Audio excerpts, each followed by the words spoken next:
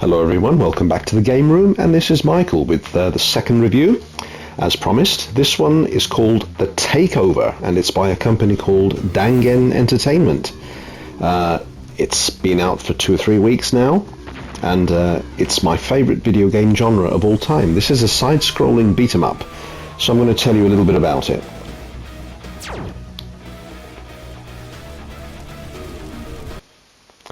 So first of all, The Takeover is very much inspired by the great Streets of Rage series, in particular Streets of Rage 4. So what we'll do is we'll just go straight into the game, and I'll tell you exactly what it does, because it's really rather cool. First of all, when you begin the game for the first time, you start with 3 characters. You start with Connor, who's the slow and lumbering powerhouse. Ethan is the good all-rounder, and then you have Megan, who's extremely fast. Now, when you complete the game, you unlock this character here called Jackson. You complete the game with him, and you unlock this mode here, the Fight Relay mode. But I won't spoil that for you. But let's go into the game with Ethan, and we'll start from the beginning. Vanessa? Yes, there is a plot. And the story is driven forward by these slightly animated comic book style cutscenes, which are actually very good, and they are fully voiced. Anyway, Vanessa is the daughter, and you guys have to rescue her from the evil clutches of, whoever's taken her. Like I said, I'm not going to spoil too much for you. So the loading screens aren't terribly long. So, first of all, as you can hear by the sound, the background music is superb, but Dangen Entertainment have drafted a few very talented game musicians. In particular, one very special person known as Yuzo Koshiro of Streets of Rage fame, and I believe that this track playing in the background now is actually his. However, as you can see, the graphics are very good indeed. The backgrounds are animated, they're very detailed, there's a lot going on. Very bright, vibrant, bold graphics, and the characters look kind of like they're rendered, very similar to Killer Instinct. So anyway, I'll tell you what each button does. X is to jump. Circle, well, it does that if you grab them. But if you press circle repeatedly, which I'll manage to do in a second, oh dear.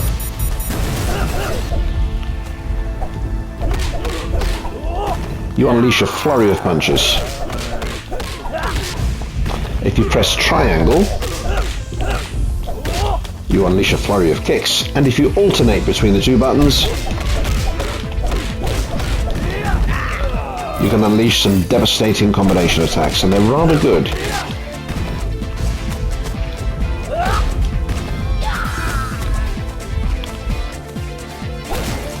Now as with other scrolling fighting games of old, like Final Fight, Streets of Rage, etc., you can actually break background objects like trash cans and vending machines and the like, and you can find pickups.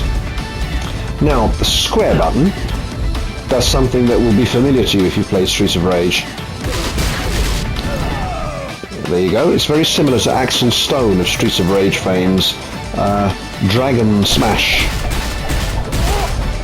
If you press the square button towards your opponent, you'll do a fireball, like so.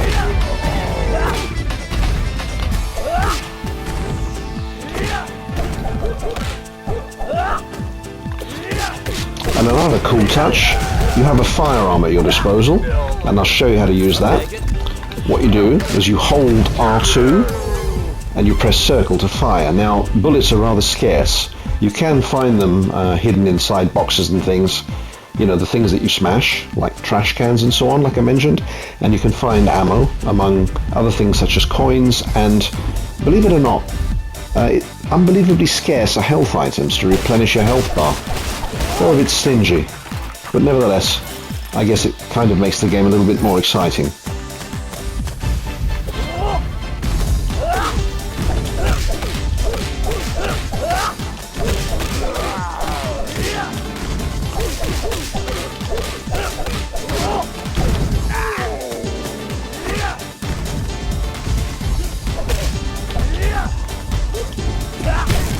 And of course there are throws and slams, all kinds of moves.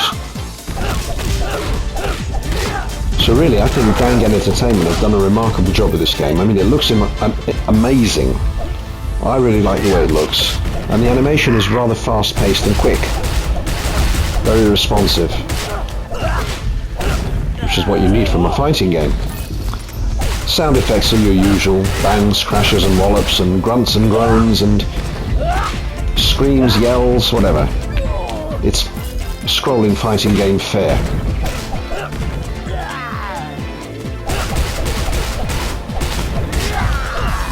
I'm going to show you another cool touch now.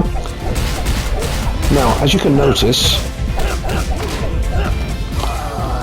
top in the middle of the screen you see the word rage. It's flashing red now. It's because your rage bar is full. Now, when you press down the right stick or R3, you go into rage mode for a few seconds and you become stronger and faster. You take less damage and you dish out more. I tend to save that for the boss fights because it does indeed make short work of them.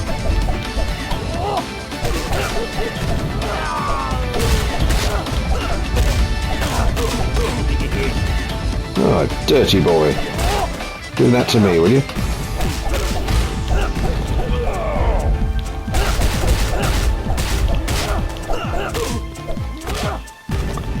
And there you have it.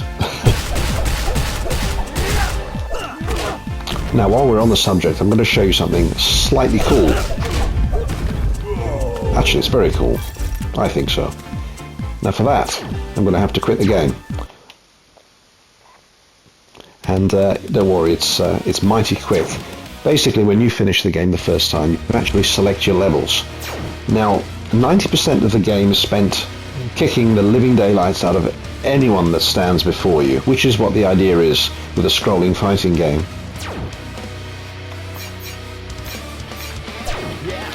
But there are two levels which are slightly different, just to give you a break from the action. Not that you'd want it.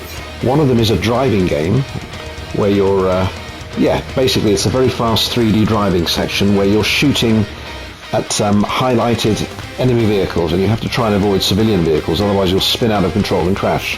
The other one, the other level, is an Afterburner-esque type level, which I'll go into just quickly, just to show you. And a really cool touch here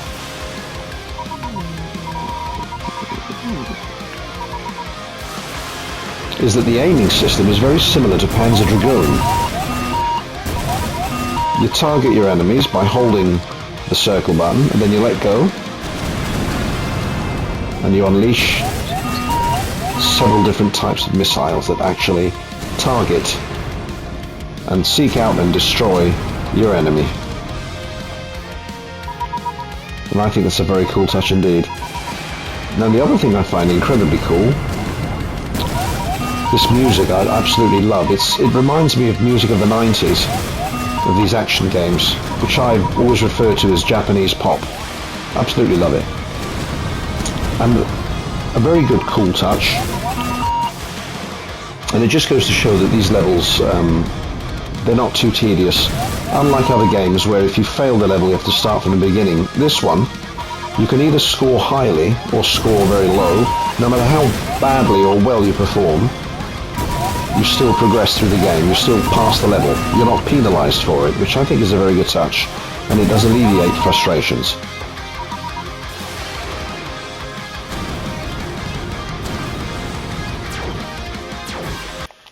So all in all, would I recommend The Takeover? If you're a fan of side-scrolling beat-em-ups, of course, it's highly, highly recommended. Dangen Entertainment have done a supreme job. This game is almost as good as Streets of Rage 4. Almost. I'll explain why. There are a couple of little things missing. Now, these are just personal touches that I think would be better if they were implemented, not because it ruins the gameplay. But I think a couple of the levels towards the end, there's a rather steep spike in difficulty where you're overwhelmed by certain enemies, which I won't spoil for you, but I think there are too many of them and they do a lot of damage and they kind of overwhelm you at the same time, and it can become a little bit unfair.